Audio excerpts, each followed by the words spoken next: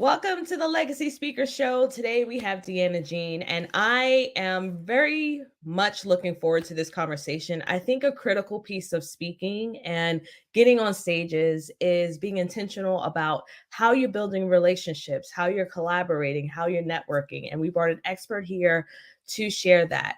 She has an incredible business that helps you do just that and beyond. What I think is really important to note about Deana is that she is a professional speaker, she's an MC, she's a master connector, and a launch strategist. And she prioritizes elevating the voices of businesses of diverse women. She has a very amazing story that I hope that you all are inspired to keep moving forward, but most importantly, being intentional on how you're collaborating. She's got some great accolades, and of course, we're going to highlight that in the description, but I'm going to let her share more of her story today. Welcome to the show.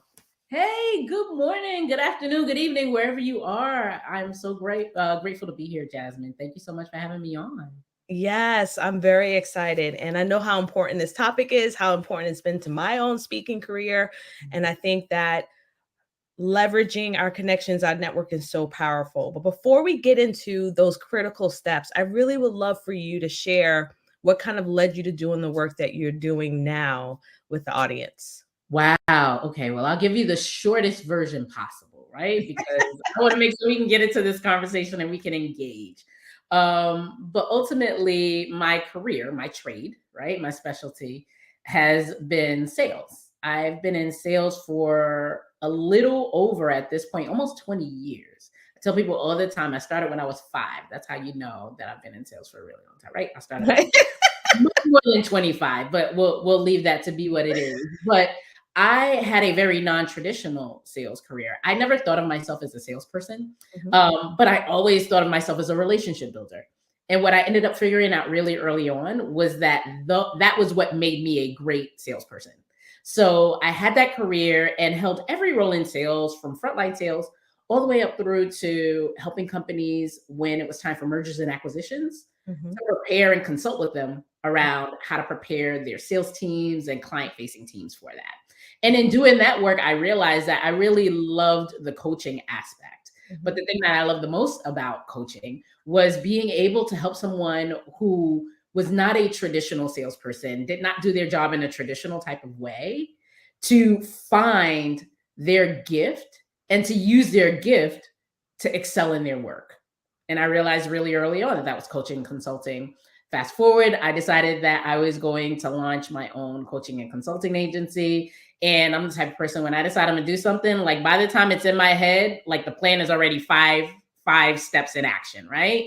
My husband, over a Thanksgiving break, it was 2019. I was like, hey, I might be thinking about moving from W2 to consulting. And he's like, oh, okay, that's Thanksgiving. And then December 1st, I gave my notice. He was like, whoa. Like, not what you said. I'm like, but I did say it. I just didn't give you a timeline. Right. Me. So I was able to pivot my W2 role into a consulting role with the same company.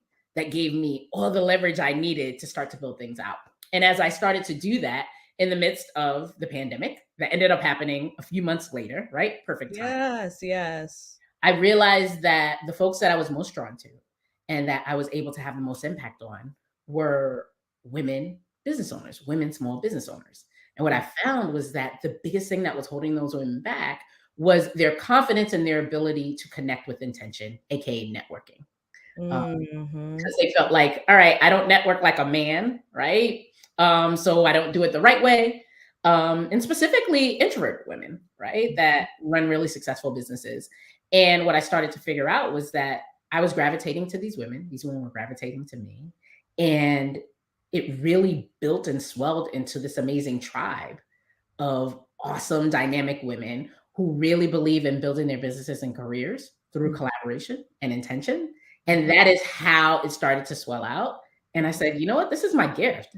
This is what I should be doing. So I started to figure out how I could align my business to different elements of just helping those women grow their businesses. And that's how we got into all the different layers with the emceeing, with the tribe building, and also with the launch strategy. So that was the shorter version of it. It could be much longer, but ultimately that's how we ended up here.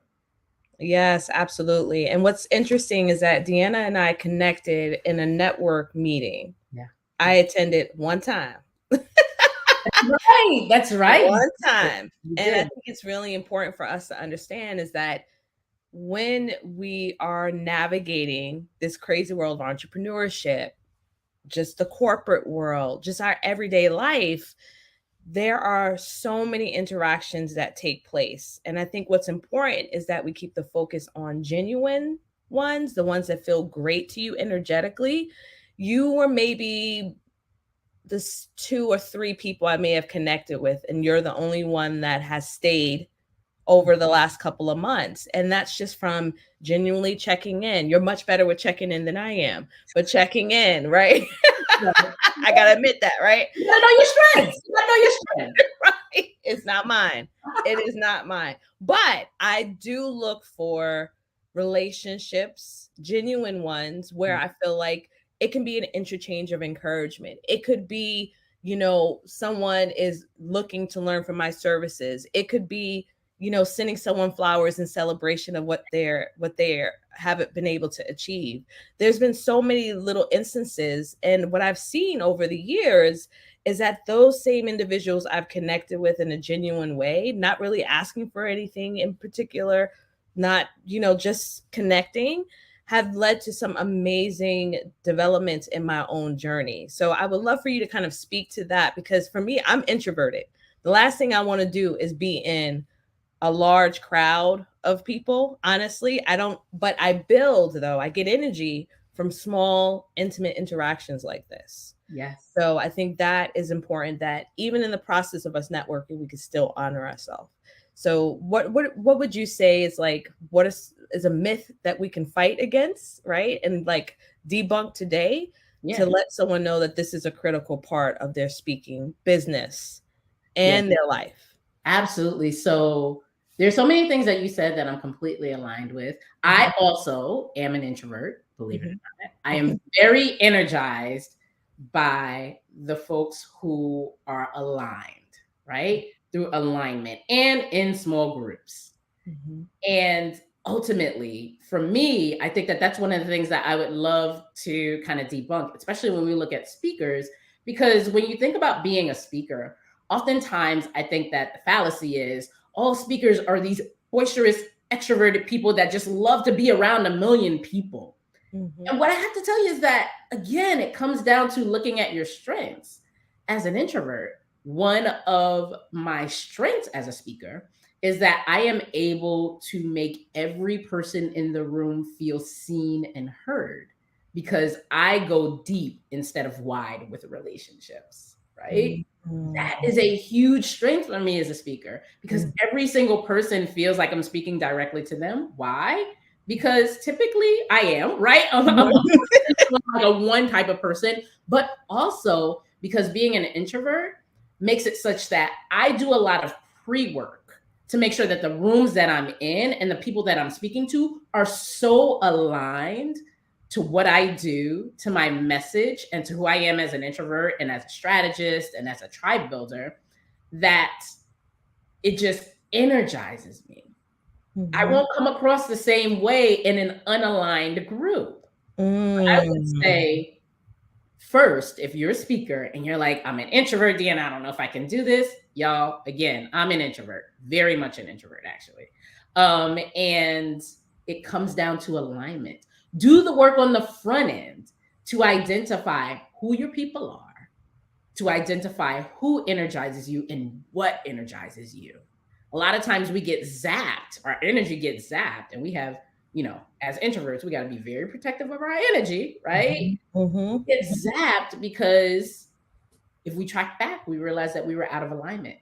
Maybe Mm. we pushed a little too hard to be part of an event that everybody else was a part of, and we thought it was the premier event, but it wasn't the event for us. Yes, So yes.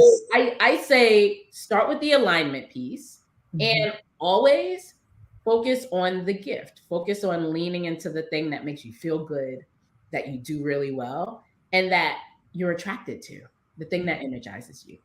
Oh, I love that. Oh, I love it, love it, love it. I think what you said is so gold, because when we are in a line, like you mentioned, and it doesn't energetically feel right, we can't perform or serve with excellence. We're just not going to. Mhm. And the whole purpose of us getting out there on stages, growing our business as a brand, is to make an impact. And you can't do that from a place where you aren't aligned, where you aren't serving at your highest potential. Right. And I think that's a critical part that we often need to slow down just enough to see. I feel like because we're moving so quickly and so fast, and we want all of these things to happen for us right now. Like, I'm ready to share my message, I'm ready to get on the stage, I'm ready to do this, I'm ready to do that. We're moving so quickly that we don't have the opportunity to slow down enough to even say, is this really the right move for me? Right, right. And that's why I really love so much of the work that you do, Jasmine, because you focus on making sure that speakers are like understand what alignment looks like. Are your marketing materials, are your decks aligned to like energetically who you are, aligned to your message? And what folks have to realize is that that is what attraction marketing is, creating pieces and collateral and ideas that are going to attract the energy and the people and the opportunities that are going to help you to show up in the best light. So that's I can't commend you enough for doing that work. Yes, thank you. And you just showed another superpower of yours of making me feel seen just by that comment. And it was genuine, which I really, really love. So I feel like a lot of times we have to remember, again, slowing down in our interactions and knowing that even for me, when I think about I'm actually going to be heading to a negotiation table soon, and Mm, I'm going to be hopefully closing a deal, right? yeah. But those deals that often come to my table are from relationships I've had over the years, Yeah. Don't even get me started on that's a not weeks, days. whole other podcast on that. And even if we think about, we can use you and I as an example, Jasmine, right? Yeah. So you might not realize it, but that was a long time ago that we actually ended up engaging in that room together with that group. It was probably at this point a little over a year ago that we ended up What? engaging for the first time, because it was before Okay. I got onto Clubhouse. Okay. I got on the Clubhouse in May of last year. Okay. So I say all that to say these relationships, I mean, it's a marathon. It is not a sprint. And don't get me wrong, there are some people, you know, based on what they sell, based on the types of businesses that they have, they excel at the numbers game, right? Mhm. They excel at churning out as many calls, being transactional. There's nothing wrong with that if that's what you're called to and if that's what your business is. But when you do the type of work that you and I do, where you really have to spend a lot of time making deposits before you can even consider withdrawals, Mm, that's what my mom calls a stick to itiveness, right? You got to have a stick yes. to itiveness to that, because that's the only way that you're going to be able to know, by being in community together, by being in the same spaces, Mhm. what fits, but most importantly, what doesn't fit. Mhm. Doesn't fit. Mhm. That is the key. Knowing, you know what, this is not the right opportunity for Jasmine. You know, this is not the right thing for us to partner on. It Mhm. takes time and it takes dedication. Um, and that's why I feel like as an introvert, this is almost my superpower, because we're really good at like finding that thing and sticking to like that thing, right? Mhm. You know, trudge along on that path of that thing. Mhm. So yeah, I can't say enough how important it is to make sure you understand that it takes time and Yes. genuine, authentic connection. Absolutely. So I would love to know, either from your experience as a speaker and MC, because you are getting booked, honey, okay? Yes, yes, I love it. It's awesome. Or through your experience with seeing your own community. And Yeah. of course, we want to make sure that we highlight in our description the community that she has, as well as the event that she's going to be hosting. We're going to be sharing that. But I would love to know, from your experience as a speaker and an MC, as well as from your group, what would you say are like one or two key takeaways that speakers can utilize in order to grow their own business and brand through speaking. Because what I love is that just in a short couple of months that we last interacted, one of the things that we discussed when we connected was like all of these stages that you're booking, and just virtual and in person, and just it's incredible to be able to see that. So I would just love to kind of highlight one or two key takeaways for speakers today that they can leverage based on your example or what you've seen in your group. Ooh, okay. I'm going to give you 3, but they're going to be a real quick 3. Okay. All right. So, I think one of the biggest things that keep us back as speakers from moving forward and actually booking events and things like that is a lot of times the fear and the need to be perfect around it. And I know that I'm kind of preaching to the choir because I know your background and I know how important detail is to you, but work with me, right? I think that there are 3 elements to it, right? In order to be able to do something well, you have to do it often. And that means you have to just start. The beginning is never going to be perfect, but you have to be able to make progress. So there are 3 things that I always have any folks that I'm working with, coaching, consulting, that they have to commit to in order to be able to move forward with me and working and launching and doing things. The first is that they have to commit to the idea that in the first iteration of whatever they're doing, whether it's reaching out to someone, setting up a call, actually getting on the stage, they have to commit to the idea that done is better than perfect. That I'm going to get it done, I'm going to take action, and that I'm going to get I'm going to get it done, I'm going to take action, but that it's not going to be perfect the first time, but I'm going to keep doing it over and over again. Mm-hmm. So if you're thinking about applying for a speaking engagement, if you're thinking about getting on a stage in Clubhouse, it will not be perfect the first time. But the second part is really important. You have to realize that you cannot make progress in a process that you don't participate in. You can't become a great speaker. You can't become a great coach. You can't become a great parent or partner without actually engaging in the process. A lot of times, the things that we fear the most are the ideas in our head that keep us from moving forward. But because we are not participating in the process, we don't give ourselves the opportunity to realize that most of the stuff in our head is fallacy. It's not true. Mm-hmm. Right? Mm-hmm. We're just thinking about what we think is going to be true. Yeah. So the second part, you got to commit to saying, I am not going to make progress until I participate in the process. And then the final thing that I would say is to give yourself grace. And most importantly, give yourself grace, the same grace that you extend to others. I work with so many amazing women and a few good men, right? Mm-hmm. And oftentimes that's what we lead with. I say, tell me about the people in your life. Tell me about what you do. Tell me about how you serve. And they have this huge list of how they serve. They have this huge list of accolades for the people that surround them in their tribe. And I say, okay, well, tell me a little bit more about you and how you've applied this to your life. And it's crickets. It's crickets. So I always say you have to extend to yourself the same grace that you give to others. Why? Because you are not going to make progress in your process unless you participate in it. And you have to get it done in order to get it closer to perfection, whatever that is in your mind, right? Mm-hmm. Those are the 3 things. Done is better than perfect. You cannot participate in a process. You cannot make progress in a process that you don't participate in. And finally, give yourself grace. If you follow those 3 things, you're going to start to take action more often, and you're going to start to note and see the progress that you're making. And those are the 3 things that I use in order to get out there fast, mm-hmm. and to have some great results. So that's yes, I love it. And for anyone that's watching, or if they see, anything I may post, I want to just add that where I am today was not how I started. Yes, it was not how I started. In fact, I pitched my program before it was even made.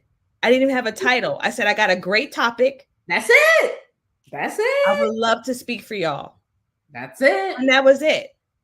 And yep. I spent the couple of months I had getting it prepped and ready, and I spoke, and it wasn't pretty.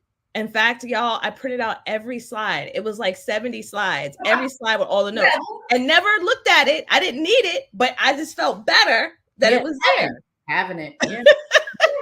I get it. Yes. And so like that was my first continuing education course I gave for 2 hours, y'all. And I did it with no website, no landing page, no That's it. inquiry form, nothing. And so everything you said was straight fire. I'm over here doing a black clap right now because it was fire. You have to start. And then you cannot wait for the tables to be made for you. You have to create them. That's right.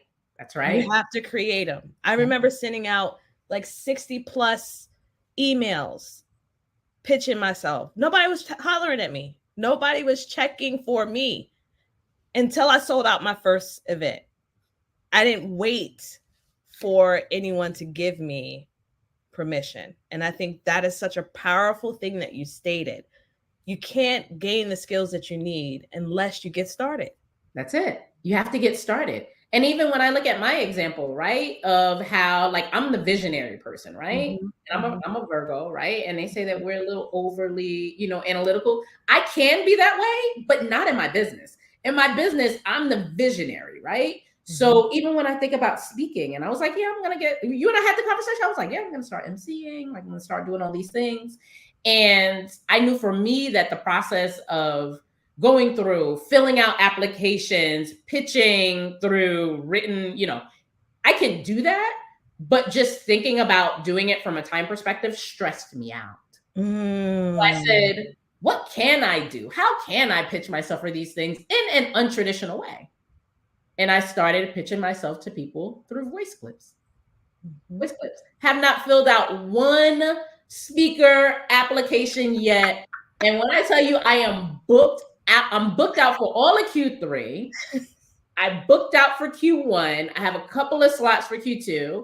But remember, I could have sat there and been stressed out and been like, all right, this is the way people do it. All right, I got to write it. And guess what? It would not have been nearly as good as what you do when you write or someone else when they write. It's not because I can't write. It's because I'm not motivated by that. It doesn't match up with my lifestyle and the way that I run my business and how I run. With voice clips, I could bust those out because that's part of my business model already. I do voice clips. Yes. It's my business model. So don't conform to whatever you feel like the status quo is or whatever the template is. Break the mold. And stay aligned. Yes. And stay aligned. That's it. Yeah. Like there's 1,000,001 ways to be successful in business. Oh my gosh. Yeah. As a speaker. You have to find what works for you. That's right. That's right. Ooh. Yes. Yes. That was good. That was so good. Listen, we could do this all day. I mean, I know we got time, right? But we could do this all day. But this. I just hope that folks who are watching this, if nothing else, what they realize is that, you and I, by trade, we didn't go to school to be speakers, right? We didn't go to school to do this work. I don't know about you, but I didn't come from a pedigree of entrepreneurs. No. I came from a pedigree of amazingly hardworking people. Yes. Like when I told my mom I was going to launch my own business full time, she was like, we live in New York and they got city jobs. They got like real good benefits. Right. And I'm like, Mom, like I get it, but this is what I'm being called to do. Yes. So you're watching this, you create and you set your own path and your gift will make room for you. Whatever your gift is, just get in the room, make sure that you are aligned. The alignment is the thing that takes the most time, but figure out the alignment piece and then surround yourself with folks who are going to be saying your names in rooms full of opportunities when you aren't there. Yes. That are aligned. And that's all you need to get started. That's all you need to get started. Absolutely. Absolutely. All right. Please share with everyone how they can get in contact with you, where they can find you out on these internet streets. Okay. Interwebs. So interwebs. You can find me. Really, I do a lot of Clubhouse stuff, right? So Clubhouse is good for me. It's audio. It's easy to kind of pop in and out. You can find me there as Deana Jean, same way my name is spelled on the bottom, DeanaJean.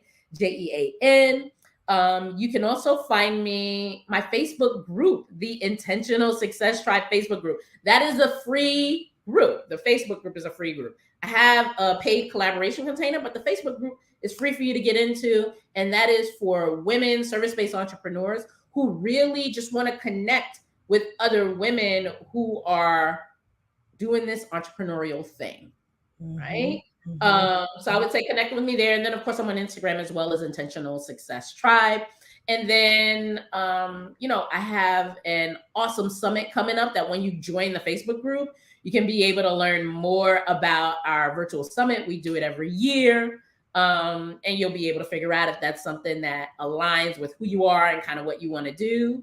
But yeah, I'm out here in these internet streets. Let me know you saw me here with Jasmine. I would love to get your feedback and to hear any things that you took away from the conversation. And again, I just always appreciate the opportunity to share.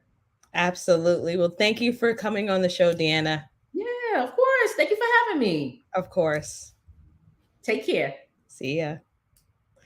Oh, listen, y'all. I don't know about you, but I am energized from that conversation. And I think it's such an important thing to see that even through my one interaction with Deana over a year and a half ago, I hadn't even realized how long it was. I am still connected with her, and we're able to interchange and share and support one another on our individual entrepreneurial paths. So if you know that you're ready to elevate your network, to collaborate, to be intentional with how you are connecting with others, I highly recommend that you join her group, and it will be found in the description, as well as take a look at the other offerings that she has, including the summit if you happen to be viewing this video earlier prior to the event. And if you're ready to uplevel your speaking business and get to a place where everything is aligned, you can make an impactful message, but most importantly, build recurring income through speaking, reach out to me. I would love to help you. All right, I'll see you all next time.